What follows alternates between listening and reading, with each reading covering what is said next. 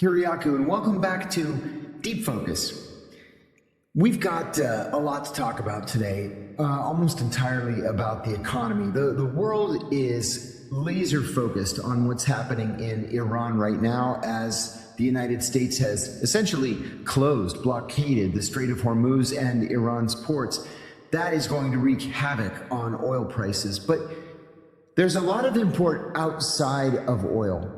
We're joined by Shannon Davis of American Alternative Assets. Shannon, I've been following the financial markets for decades, really ever since I started college. And what I'm seeing right now in Japan has me concerned for a couple of reasons. First of all, it's really not being covered in the international media. Everybody's so focused on oil and oil prices and the shock that this increase in oil prices is going to provide against the global economy. But the Japanese 10-year bond yield just hit its highest level since 1998. Can you help our audience understand why this is so important for Americans? John, definitely. First let me say this is exactly why I love coming on your show. We believe the information we're covering today isn't in these mainstream media narratives, which, frankly, we are, I think it's a complete joke. These narratives change within minutes. They move markets drastically. So your audience gets the real story that Wall Street and these financial media outlets just won't tell you. And you nailed it. Hyper-focused, obviously, with what's going on in Iran. I think that's definitely curtailing a lot of what's going on behind us. So to answer your question, we believe, and leading financial experts are confirming, that Japan has been the world's monetary anchor for nearly 3 decades. When their yields were at zero, it created what economists call the yen carry trade. Most people don't know what that is. It's when investors borrow low interest Japanese yen and invest in higher yielding assets elsewhere to profit from. And that's what experts say. Experts say trillions of dollars has flowed into U.S. assets, stocks, tech stocks in particular, real estate, everything, all funded by Japanese cheap money. We believe that's the anchor. It's breaking right now, and mainstream media is completely missing the story. Think about it. 2008, 9, 10, the Great Recession. We took our interest rates to zero. That flooded our markets, cheap money, and we're going to start paying for it pretty soon. We see it coming. So this really isn't just about Japan. This is going to have an impact on American investors directly.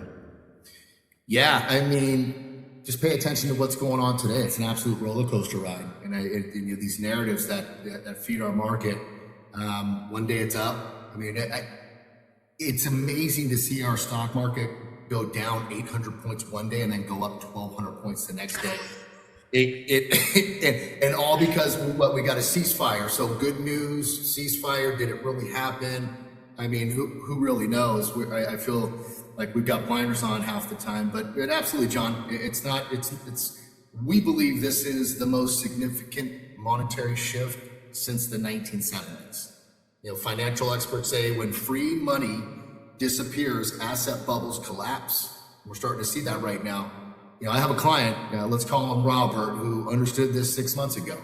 He said, Shannon, I feel like I'm playing musical chairs and the music is about to stop right now. And we believe in diversification beyond traditional assets. So he moved a good portion of his portfolio into physical gold and silver, which you know very much about.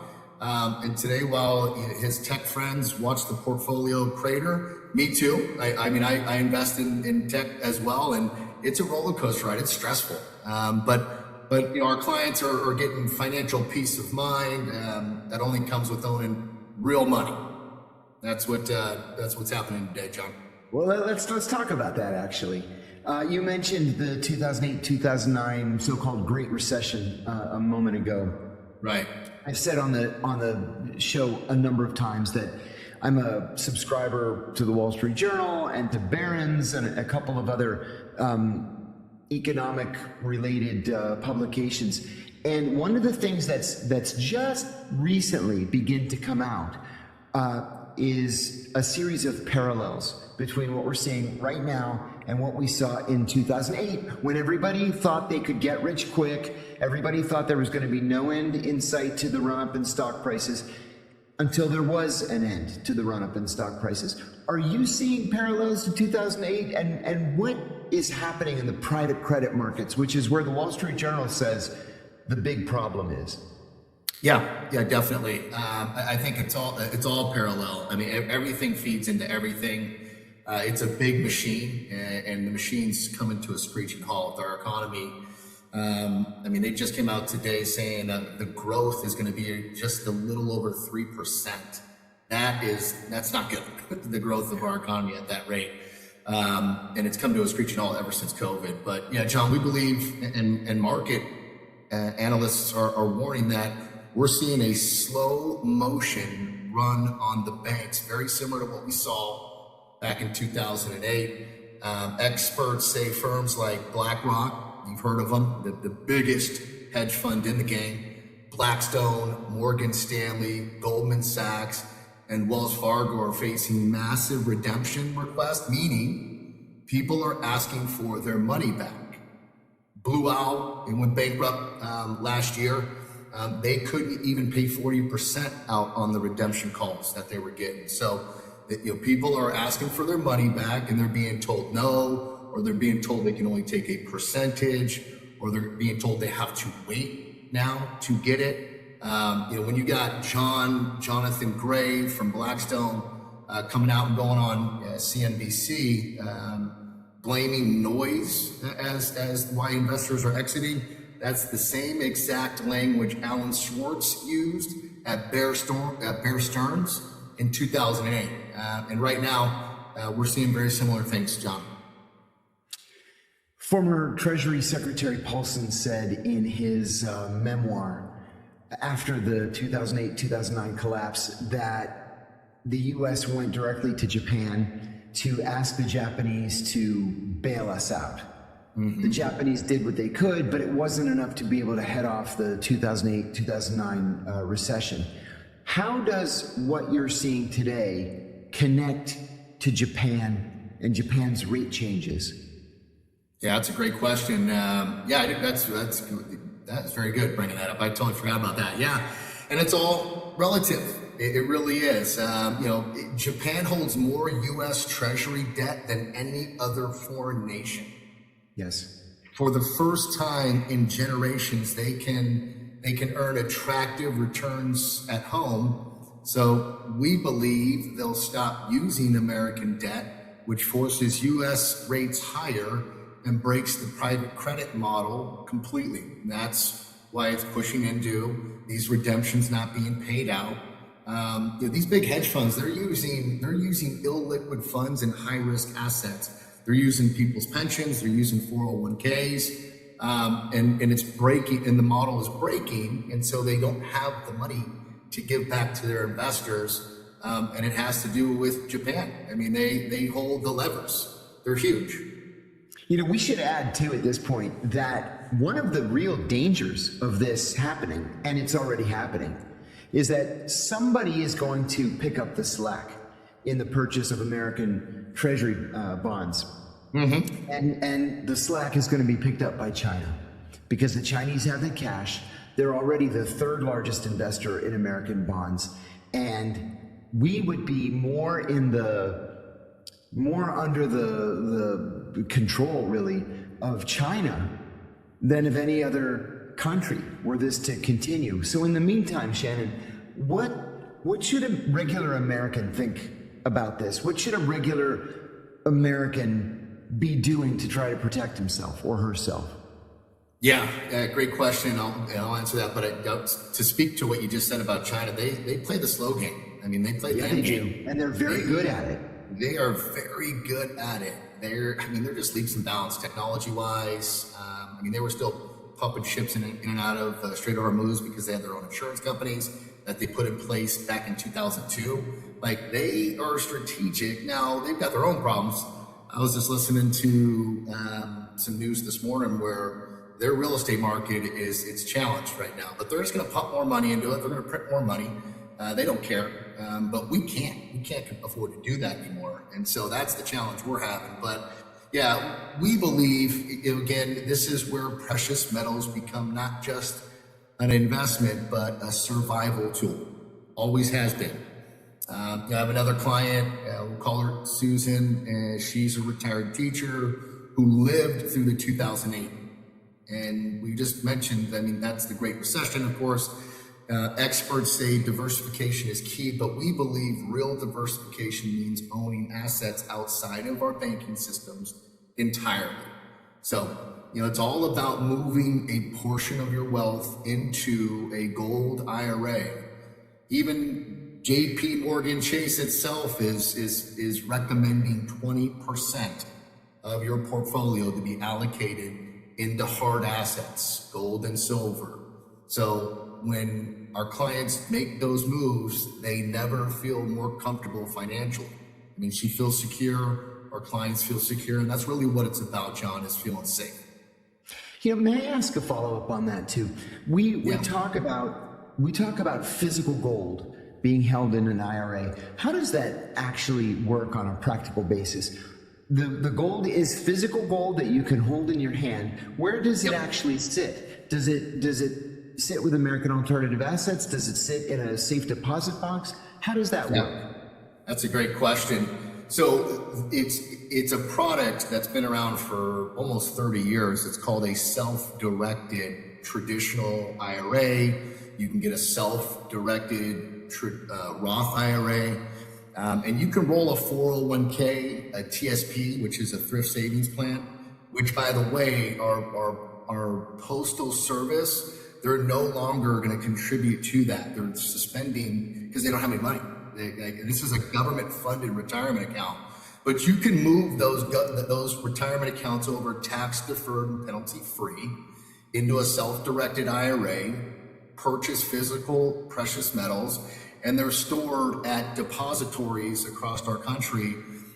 These are international facilities, and some are familiar with like COMEX. COMEX is like our future, commodities for metals, and they have to actually leverage that against physical metals. This is where they store their metals. It's where JP Morgan Chase stores their metals. It's an international facility. It's been around for almost 90 years. It's the Delaware Depository. You got one in Nevada. You got one in Texas. Dallas, Texas. So these are across our country.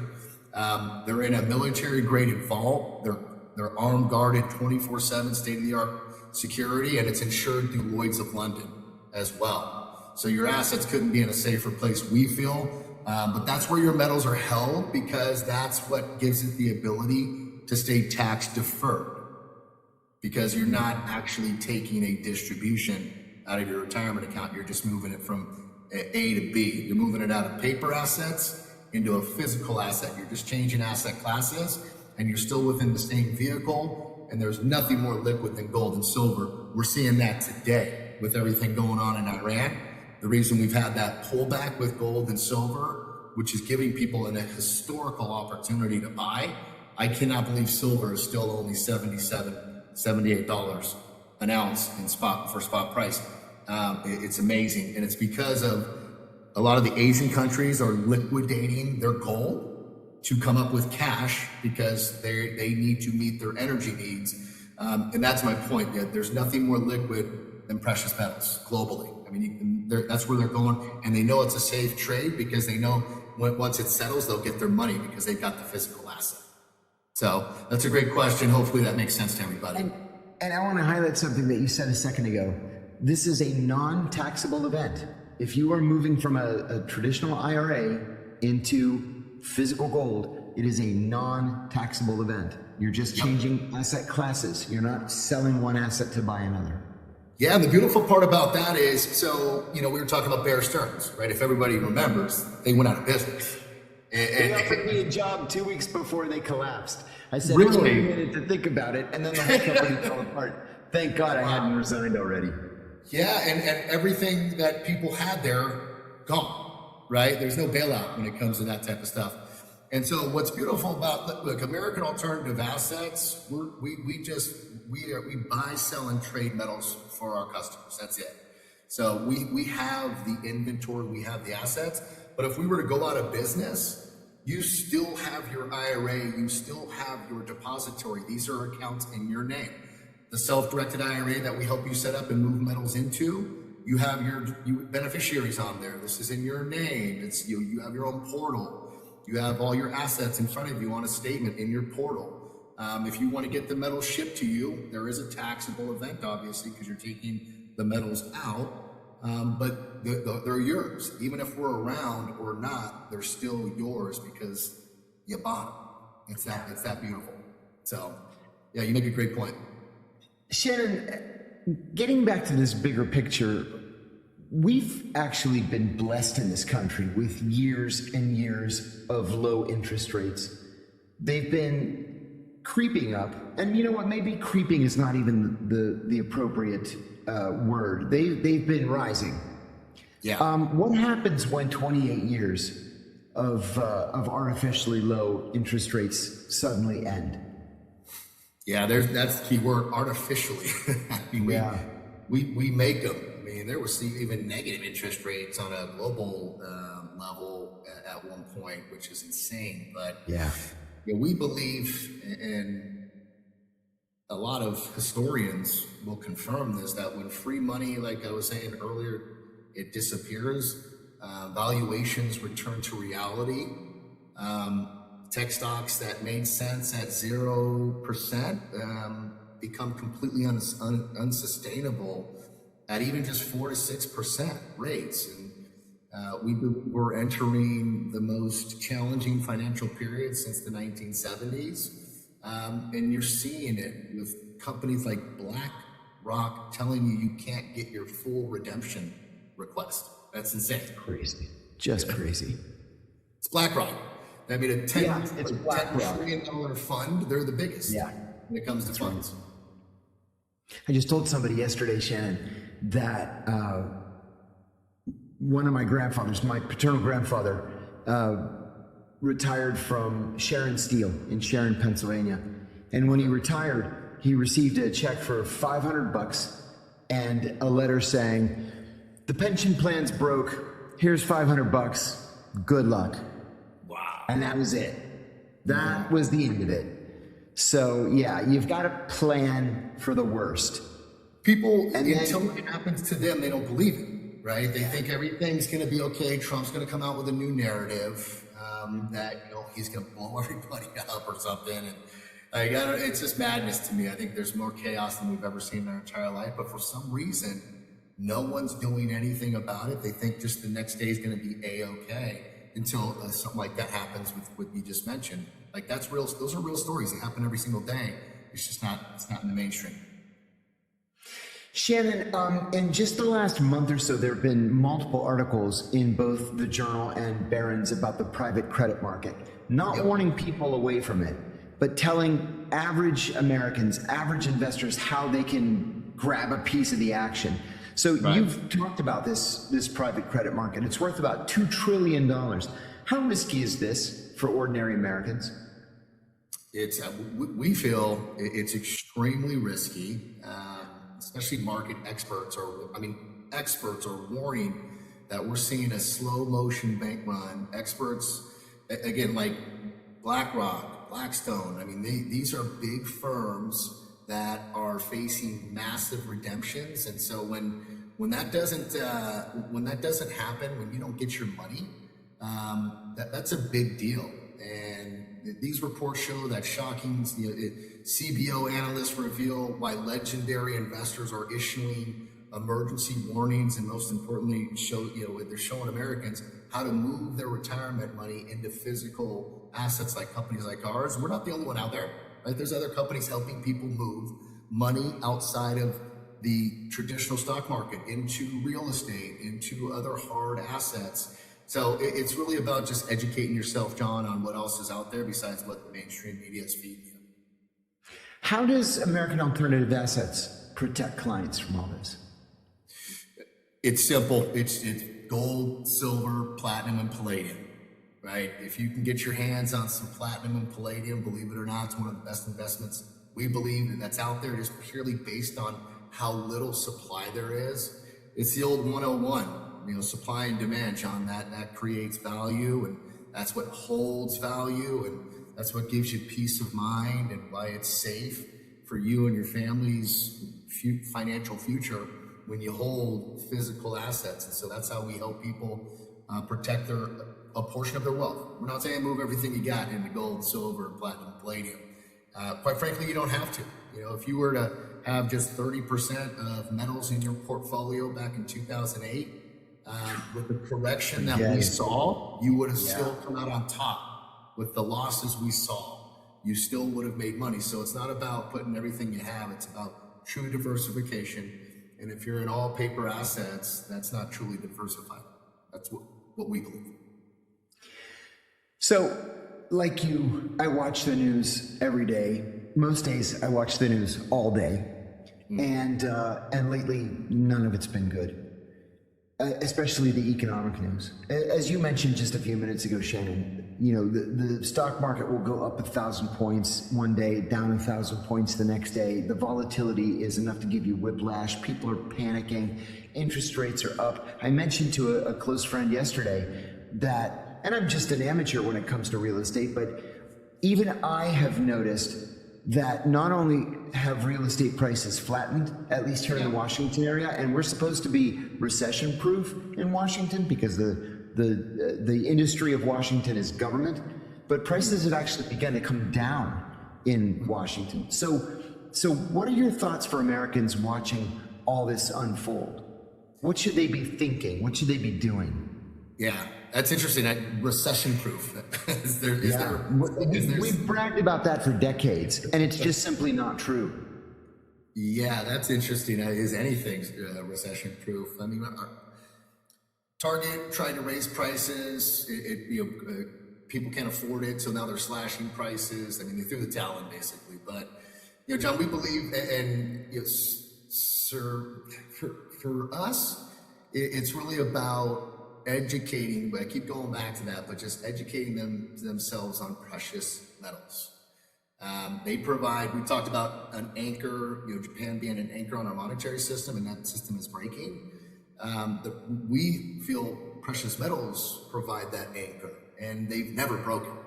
They've never gone to zero, right? Precious metals have been around for over 5,000 years. They've created civilizations, and it's still around. So when central banks are printing trillions and governments are drowning in debt, paper money becomes increasingly worthless. And that's why we keep driving back to, obviously, what we do. We're biased in that sense. I'm sure people think that, but we're always driving back to gold and silver.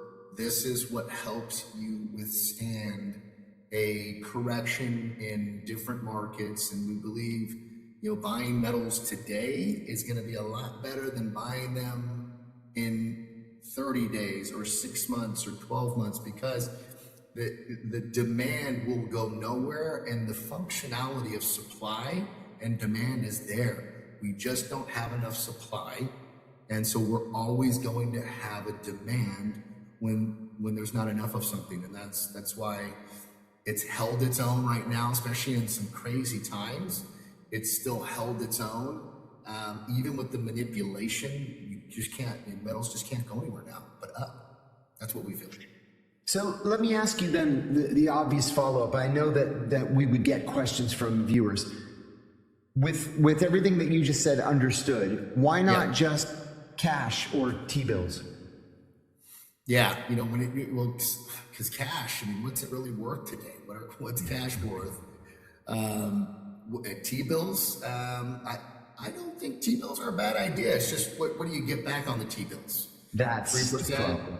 Especially in an era of renewed inflation. You're going to lose money. Correct, yeah. And I have T-bills, but that's just so I can make sure I'm not losing completely. It's kind of like a money market account, really, but what are you getting back once you cash that in? And what dollars are you getting back in terms of purchasing power? It's not the same dollars you put in that T-bill 6 months ago, 12 months ago, 3 months ago.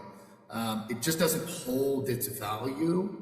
And that's really what gold and silver, platinum and palladium are built for, is just to, it's not built to pay dividends. It's not what it's for. It's built to put some safety into your portfolio, with everything else being extremely volatile. And that's why we believe, instead of cash, we believe gold, silver, platinum, and palladium.